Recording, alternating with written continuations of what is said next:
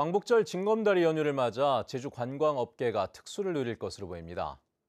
제주를 대표하는 음악축제인 제주국제관악제가 이번 주에 폐막합니다. 이번 주 주요 일정을 조인호 기자가 정리해드리겠습니다.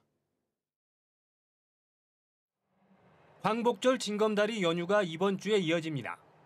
연휴 기간 20만 명에 이르는 관광객이 들어올 것으로 예상되는 가운데 제주 기점 항공편은 대부분 매진됐고 렌터카와 숙박업소들도 특수를 누릴 것으로 보입니다.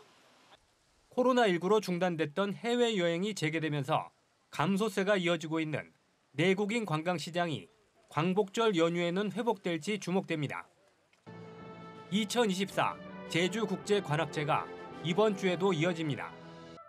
제주문예회관과 제주해병공연장, 천지연 폭포와 비양도 등에서 세계적인 관악인들의 다채로운 공연이 펼쳐집니다. 광복절 저녁 6시 30분부터는 제주문예회관에서 해병공연장까지 시가 퍼레이드가 진행되고 저녁 8시부터 해병공연장에서 경축음악회가 열립니다. 제주 원도심의 야간 관광 콘텐츠인 2024 컬러풀 산지 페스티벌이 오는 17일부터 25일까지 제주시 탐라문화광장 일대에서 열립니다. 축제 기간에는 야간 음악 공연과 인문학 토크 콘서트, 나이트런이 진행됩니다. 인기 캐릭터인 쿠키런을 만나볼 수 있는 인형탈 퍼레이드도 칠성로 일대에서 진행됩니다. 제주도가 행정체제 개편을 추진하고 있는 가운데 기초자치단체 도입 도민운동본부가 오늘 출범 기자회견을 갖습니다. 도민운동본부에는 제주주민자치연대와 새마을회, 연합청년회 등 20여 개 단체가 참여했습니다. 앞으로 기초자치단체 설치를 위한 주민투표가 실시되면 찬성운동을 할 계획입니다.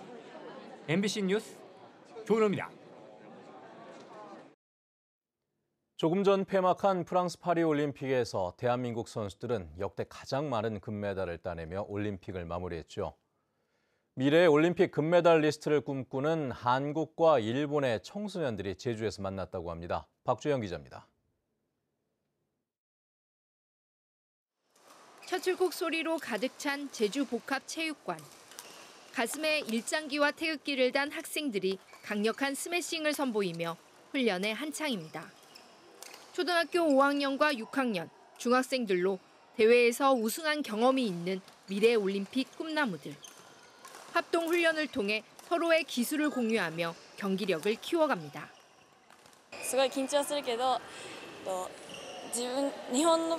日本では得られないような技術を韓国の方で学べたらいいなと思います. 일본 선수들과 교류전 하니까 새롭고 운동도 더 잘 되는 것 같고 앞으로 더 열심히 해서 올림픽 나가서 금메달 따는 선수가 되고 싶습니다. 우리나라와 일본 청소년들의 스포츠 교류가 시작된 건 지난 1997년. 한국과 일본의 도시에서 돌아가면서 열리는데 제주에서는 6번째입니다. 미래올림픽 꿈나무를 육성하는 이번 스포츠 행사에는 한국과 일본 청소년 400여 명이 참가했습니다. 양국 선수들은 연습 경기를 거쳐 오는 13일까지 엿새 동안 배드민턴과 축구, 농구 등 5개 종목의 친선 경기를 치릅니다. 한일 청소년 선수들이 서로 이렇게 체육을 통해서 교류도 나누고 우애도 나누고 특히나 이 선수들이 자라서 각국의 나라를 대표할 수 있는 그런 선수들로 성장하기를 기대하면서 개최하게 되었습니다. 미래올림픽 대표를 꿈꾸는 한일 청소년 선수들은 공식 경기 외에도 다 같이 제주문화 탐방을 즐기며 서로를 응원합니다. MBC 뉴스 박주연입니다.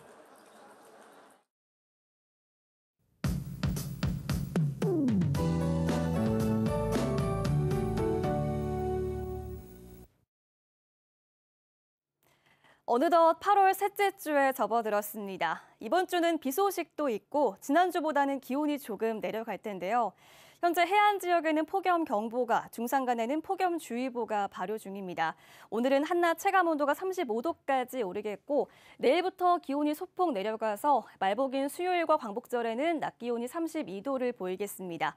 그래도 예년보다 더운 날씨여서 건강관리 잘 해주시기 바랍니다. 오늘도 대기 불안정으로 소나기 소식이 있는데요. 낮부터 늦은 오후 사이에 내리겠습니다. 5에서 20mm 정도 예상되고요. 동부 해안 지역을 제외하고 그 밖의 대부분 지역에서 비가 올 가능성이 있습니다.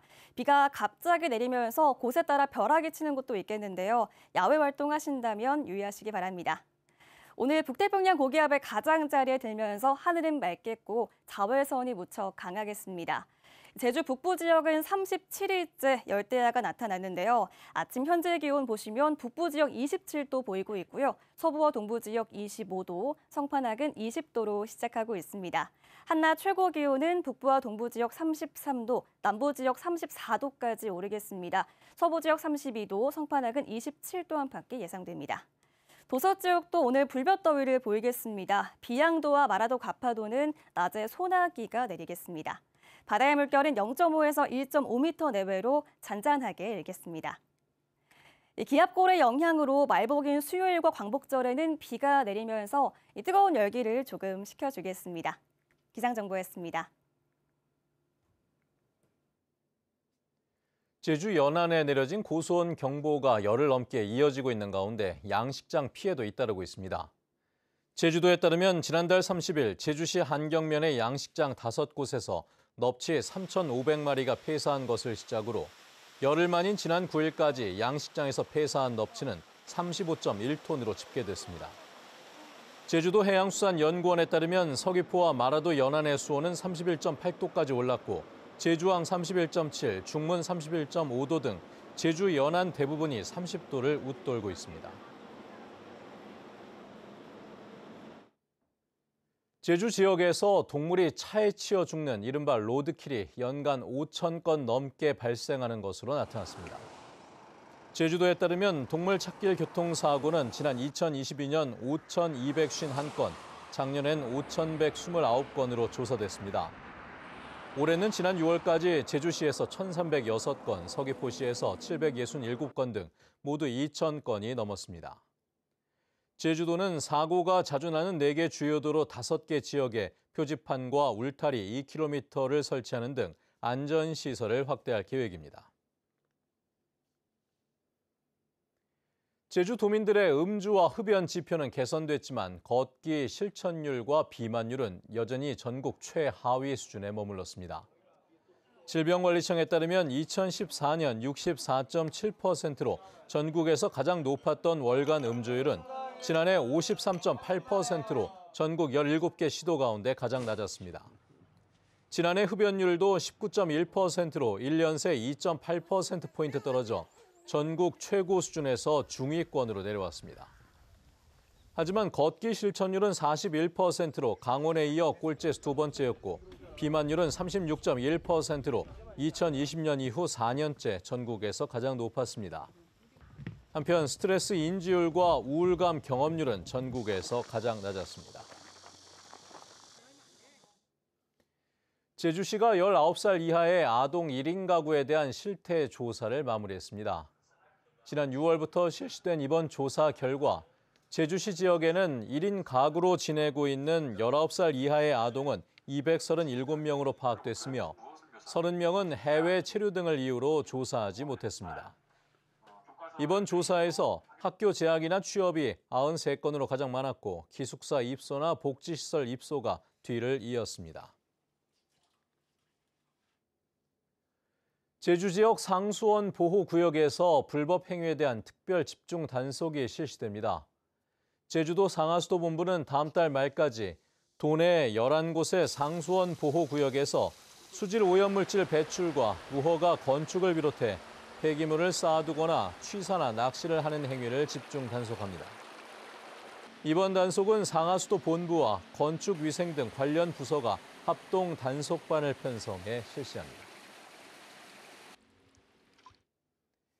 제주도와 제주관광공사가 건강한 여행을 위한 2024 제주 웰니스 관광지 12곳을 선정했습니다. 자연과 숲 치유 분야에는 멋채와 숲길과 서귀포 치유의 숲 등이, 힐링과 명상에는 제주 구영일과 생각하는 정원 등이 꼽혔고 뷰티 스파 분야는 위호텔 웰니스 센터, 커뮤니티 분야에는 신흥 1위 동백마을 등이 선정됐습니다. 제주도는 선정된 12곳을 3년 동안 인증하며 온 오프라인 홍보를 비롯해 다양한 지원을 할 계획입니다. 제주도 민속자연사박물관이 주말 어린이 교육 프로그램 하반기 과정을 운영합니다. 교육은 오는 10월까지 오전 10시부터 2시간 동안 박물관과 전시실 등에서 이뤄지며 토요일은 고학년반, 일요일은 저학년반으로 나누어 진행됩니다. 교육 신청은 오는 14일 오전 10시부터 민속자연사박물관 누리집을 통해 가능하며 정원은 저학년, 고학년반은 각각 15명씩입니다.